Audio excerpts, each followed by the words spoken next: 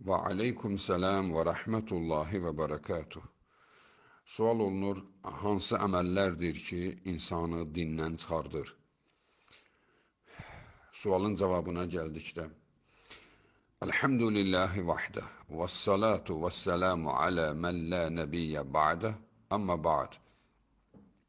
Dəyərli müsəlmanlar, bəli, hansı əməllərdir ki, insanı dindən çıxardır? Hər bir müsəlmanın ən öndə olan borclarındandır ki, bu məsələ barəsində olduqca diqqətli olsunlar. Olduqca diqqətli olsunlar. Çünki din bizim üçün, biz öldükdən sonra bizə yalnız yardım edə biləcək yol dinimizdir. Dinimiz olmasa, heç bir şey bizi xilas edə bilməz. Necə ki, Rasullar öz övladları üçün dua edə bilmədilər. Çünki həqiqətən buna çox diqqət etmək lazımdır. Və burada biz 10 əməli sayacağıq ki, o 10 əməl insanda varsa o dindən çıxmışdır. Bax, çox diqqət etmək lazımdır. Düzdür, biz qrupda bir neçə dəfə buna toxunmuşuq, bu mövzuya. Yenə də ehtiyac oldu, sual verilir və yenə də bir təkrar olsa belə buna bir dəfə də diqqət yetirək və kimsə də mən bunu bilirəm deyib üstündən keçməsin. Qoy bir dəfə də özünü təftiş etsin, araşdırsın.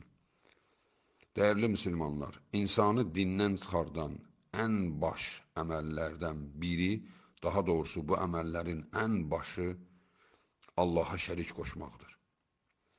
Allah Subhanahu taala Ən-Nisa surəsi 116-cı ayədə buyurmuşdur. İnnəllaha la yaghfiru an yushraka bih və yaghfiru ma dun zalika limen yasha.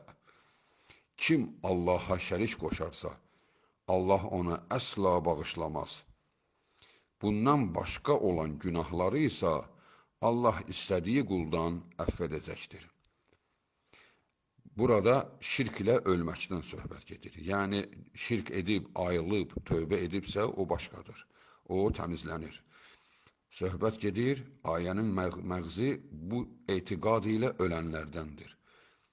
Deməli, şirk elə günahdır ki, kim onunla öldüsə, onu heç nə artıq xilas etməyəcək. Şirk. Və şirk sözünü də eşitdiksə, bir an üstündən keçməyək ki, şirk yəni müşriklər, müşrik kimdir? Buddanın heykəlini qoyurlar, qabağında əyilirlər. Xeyr, o ən açıq-aşkar müşriklərdir. Daha ona heç bir araşdırma aparılmaz. Amma o qədər əməllər vardır ki, o əməllərə fikir vermək lazımdır. O əməllər insanı şirkə aparır. Gizliləri var. Məsələn üçün, içəridə riya var və yaxud da ki, insan birdir, görürsən ki, varına, dövlətinə arxain olur, bax, o şirkdir, Allaha arxain olarlar, var dövlət əriyib, çirkə çıxıb, yox olacaq bir şeylərdir. Allahdan qeyri kiməsə təvəkkül etmək olmaz, Allahdan qeyrisinə qurban kəsmək olmaz, dua etmək olmaz. Yəni, bütün bunlar şirk növləridir. Şirkin də özlüyündə növləri vardır. Deməli, biz araşdıracağıq ki, biz şirk ilə yaşamayaq. And içəndə Allahdan qeyrisinə and içməyək. Çünki bunların hər biri şirkdir. İkinci, Allaha vasitəçi qoşmaq. Bu da insanı dindən çıxardır. Vasitəçi nədir? Nəyəsə yalvarır ki, yalvardığım məni Allaha çatdırsın. Necə ki, dövrümüzün müşrikləri bir qrupu şeyxlərinə vasitə, şeyxləri ilə təvəssül eləyir. Buna təvəssül deyirlər, təvəssül əqidəsi. Təvəssül eləyir şeyxinə, şeyxi onu çatdırır Allaha. Və bir qrup insanlar da Rasulullah sallallahu aleyhi və səlləmin əhl-i beytini təvəssül edirlər imamlara, Peyğəmbər s.ə.v-in övladlarına təvəssül eləyirlər və deyirlər ki, biz birbaşa Allah ilə rabitə saxlaya bilmərik və biz imamların vasitəsilə Allaha yaxınlaşırıq. Allah da imamlardan hər hansı biri ondan xahiş edərsə, Allah subhanət hala onun sözünü yerə salmır. Hökmən qəbul edir. Ona görə biz onların vasitəsilə yalvarırıq. Gör bunlar nə qədər bərbad dinin içindədirlər ki, Allah Subhanahu taala mənə dua edin, məndən istəyin, mən sizin şah damarınızdan sizə yaxınam deyir. Allah Subhanahu taala mənim heç bir şeyə ehtiyacım yoxdur deyir. Allah Subhanahu taala mən hər nəyi eşidirəm deyir. Bunlar deyirlər ki, bunlar Allaha eşitdirir. Biz bunların vasitəsilə Allaha yaxınlaşırıq. Biz yaxınlaşa bilmərik Allaha.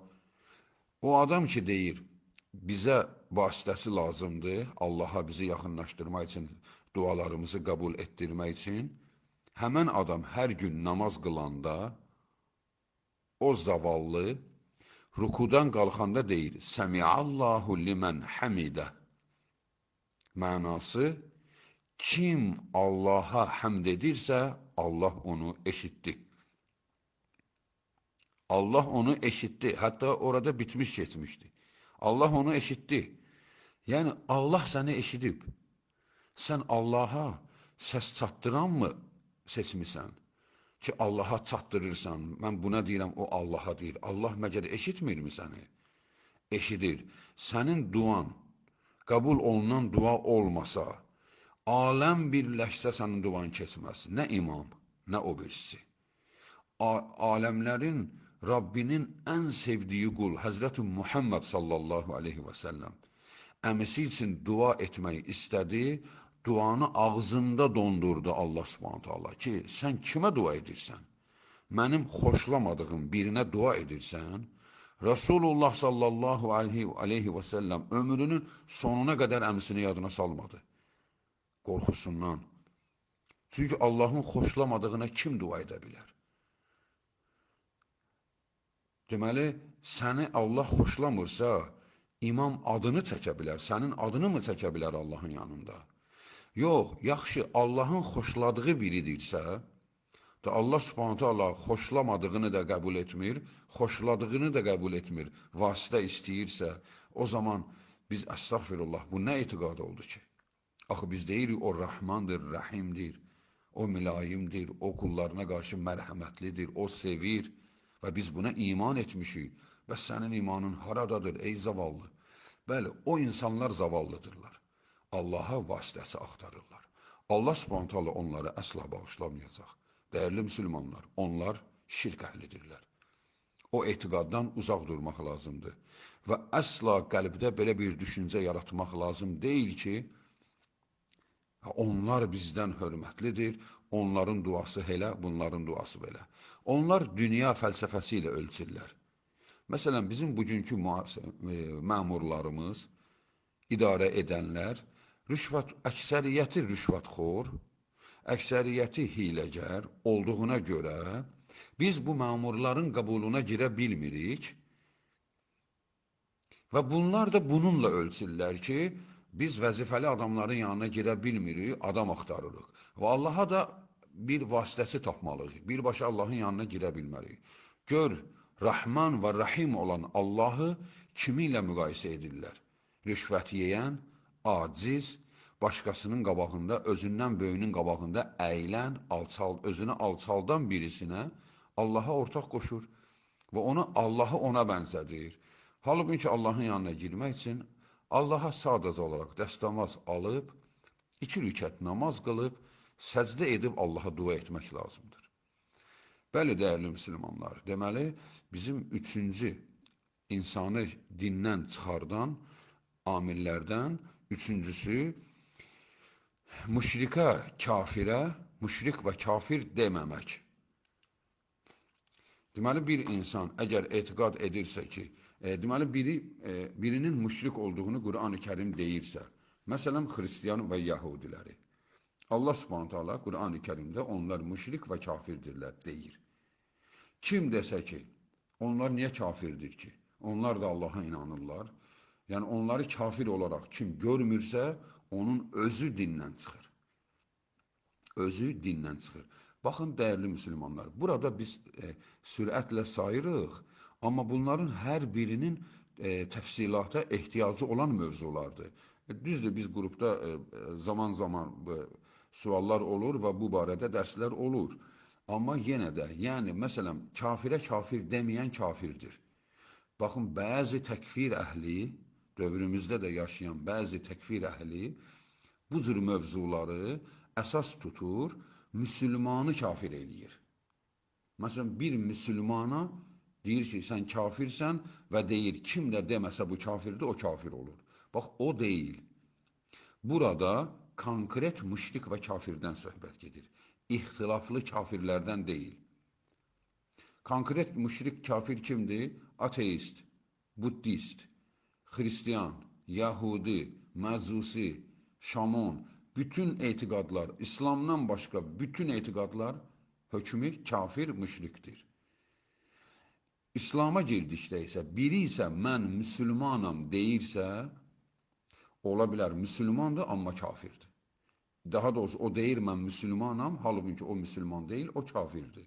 Məsələn, birisi müsülmandır və qəbirə ibadət edirsə, ziyarətgahlara gedib oradan özünü oranın torpaqlarına sürtür və oradan yardım istəyirsə, onun da hökmü müşrikdir.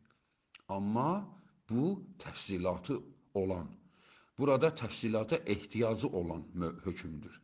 Birbaşa bütün xalqa, insanlara deyiləcək söz deyil.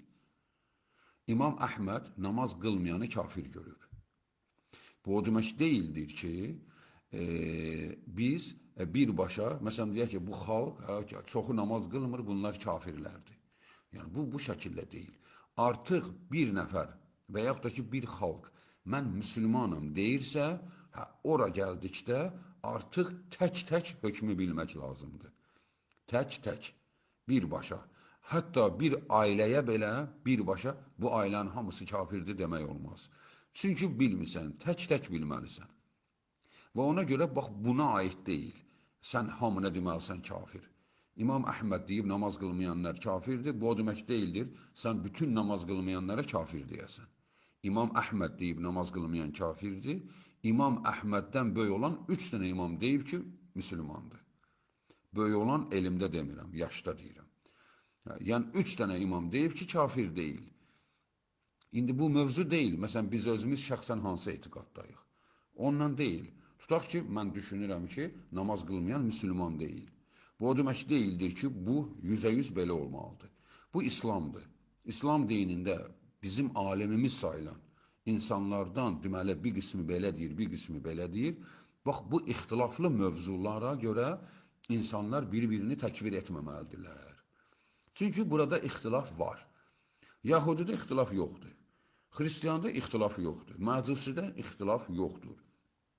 Ona görə dəyərli müsülmanlar, bax, bunu əsas götürüb bir qrup gənclərimiz müsülmanlara kafir deyir, bu o deyil. Sadəcə olaraq hökmü konkret İslam ümməti tərəfindən yekdilliklə kafirdir deyilənlərə sən də kafir deməlisən. Və yaxud da ki, ümumiyyətlə qəbrə ibadət edənlər müşrikdir. Bəli, ümumiyyətlə bu ən gözəl hökmdür. Kim qəbrə ibadət edirsə, o müşrikdir. Kim desə ki, xeyr, bax, onun özü də müşrik olur. Qəbrə ibadət edənlər müşriklərdir. Ondan sonra şəxsiyyətə gəldikdə isə onu araşdırmadan sonra elm adamı deyir ki, filankəs oğlu müşrikdir. Çünki onun İslam ehtimalı var. Dördüncü dindən çıxardan amillərdən Allahın Resulü sallallahu aleyhi və səlləmin gətirdiyi şəriətin hökmünü başqa hökmləri, daha doğrusu şəriətin hökmündən üstün bilmək. Elə düşünür ki, məsələn, müasir dövrdə fikirləşir ki, indi nə oğrunun əlin kəs və yaxud da ki, zinakar qadın zina etdi, onu edam et. Kişi zina etsə, evli olsa, onu edam et. Hansı dövrdür? Yəni, heyfdir, məsələn, əstəğfirullah, yəni dindən çıxan adamın sözünü deyirəm. Məsələn, o düşünür ki, nə gözəldir bu qanunlar, məsələn, demokratiya qanunları, yəni tağut. Tağut nə gözəldir, həbs eləyir mədəni şəkildə, sonra illər sonra yenə gəlir ailəsinə, övladlarının başına filan. Baxın, bu cür düşünən insan dindən çıxır. Çünki o yenə övladlarının başına gəlir ki, övladını da özü kimi yetişdirəcək. Və bu cəmiyyəti zəhərləsin deyə şeytan onu yenidən tam profesional şəkildə qaytaracaq. Həbsdən professional şəkildə qayıdacaq evinə. Xırda-xırda etdiyi günahları, oğurluğu, zinanı, şarlatanlığı daha da mükəmməl şəkildə öyrənib evinə qayıdacaq. Hansı insan həbsxanadan çıxıb gəlir, düzəlir ki, onu həbsxanada kim düzəldə bilər ki? Həbsxanadakı polislər mi? Onlar mı onu düzəldəcək? Onların özünü düzəltmək üçün illər lazımdır. Deməli, düzəldə bilməyəcəklər. Niyə? Çünki o, müəllim əlinə düşmür. O, şarlatanın əlinə düşür. Ona görə şarlatanlar da bunu daha da uçuruma aparacaqlar. Və ona görə də qanun Allahın qanunlarıdır. Və Rasulü sallallahu aleyhi və səlləmin gətirdiyi qanunlardır. Ən gözəli budur. Biz bunu hal-hazırda yaşaya bilməsək belə. Yəni, şəxsən özümüz yaşaya bilirik. Ailəmizdə, evimizdə yaşaya bilirik. Amma ümumiyyətlə qanunlar İslam qanunları deyil. Tağut qanunlarıdır. Biz də bunun altında yaşayırıq. Əlhəmdülillah ki, bu qanunlar bizi yaşadığımız yerdən qovmağa məcbur etmir. Orası da var ki, əlhəmdülillah, ya burada yaşaya bilirik. Amma bizim qəlbimiz, bizim sevdiyimiz Allahın göndərdikləridir. Bax, bu bizim borcumuzdur. Bir də burada 5-ci Allahın Resulü sallallahu aleyhi və səlləmin şəriət olaraq gətirdiyi hər hansı bir hökmə buğz etmək, ona qarşı çıxmaq, onu inkar etmək. Məsələn, insan var, düşünür, həcc ziyarətində şeytanı daşlamaq nə əməldir bu? Və yaxud da ki, götürürlər, milyonlarla qurban heyvanları kəsirlər bir günün içində, qətliyam eləyirlər. Baxın, Allahın əmr etdiyi bir məsələyə qarşı çıxır. Deyir ki, mən bunu bəyənmirəm.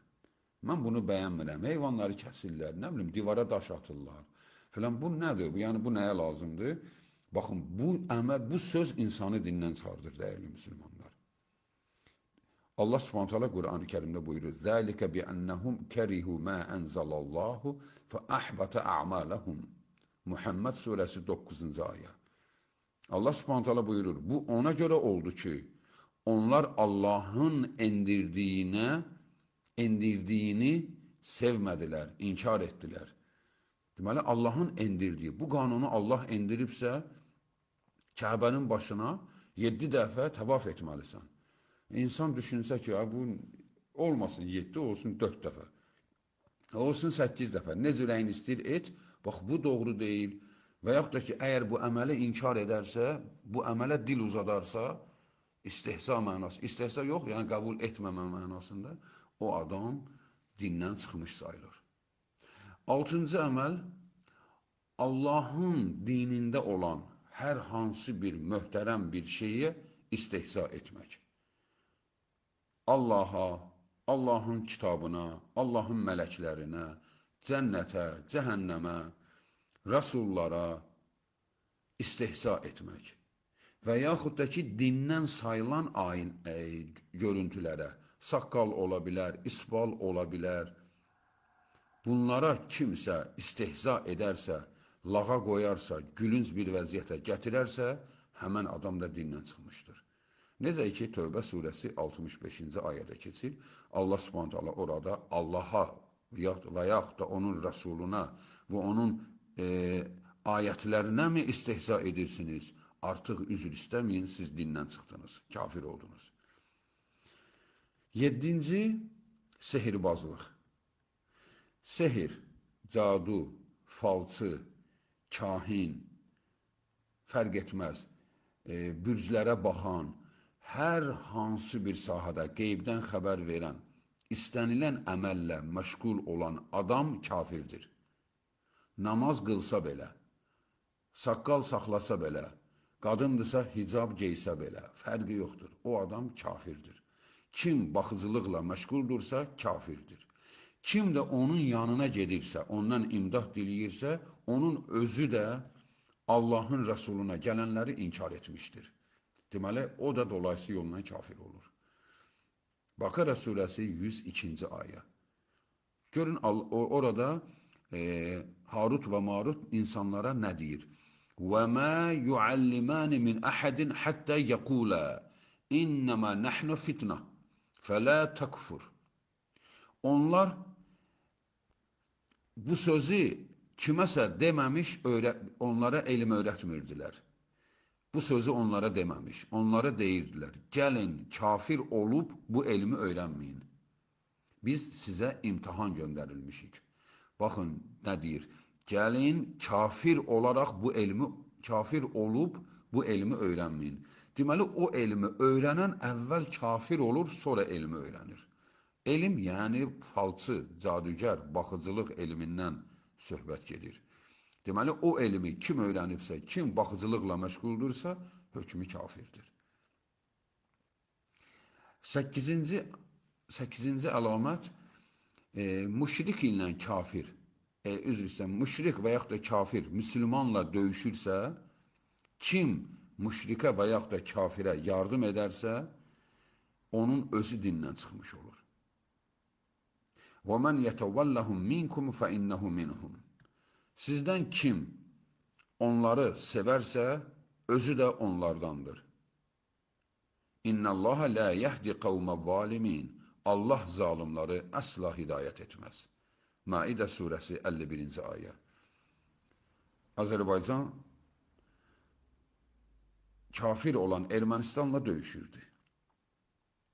Nəticədə İran, özünə İslam deyən İran, birbaşa Ermənistana, yəni kafir olan, bayrağında küfrü daşıyan bir xalqa birbaşa yardım edirdi.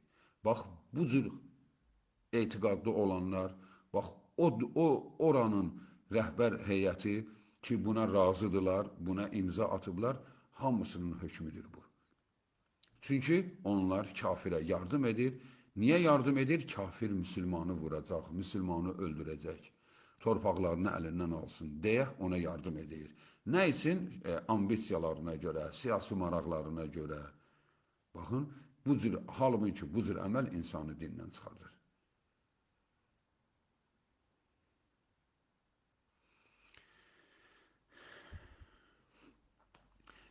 Və bir də Allahın Rəsulü sallallahu aleyhi və səlləmin gətirdiyi din vardır ki, sonuncu din İslam dinidir.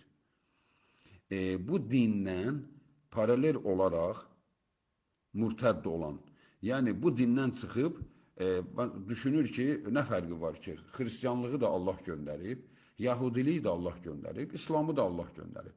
Mən buradan çıxıram, gedirəm yahudiliyə. Fikirləşir ki, orada da Allahı tanıyıram, cənnət var, cəhənnəm var, etiqadımız elə harda isə eynidir də, harda isə monoteist dinlərdir. Orası belədir. Üçü də monoteist dinlərdir. Amma o iki dinin hökmü kəsilib, hökmü dondurulub.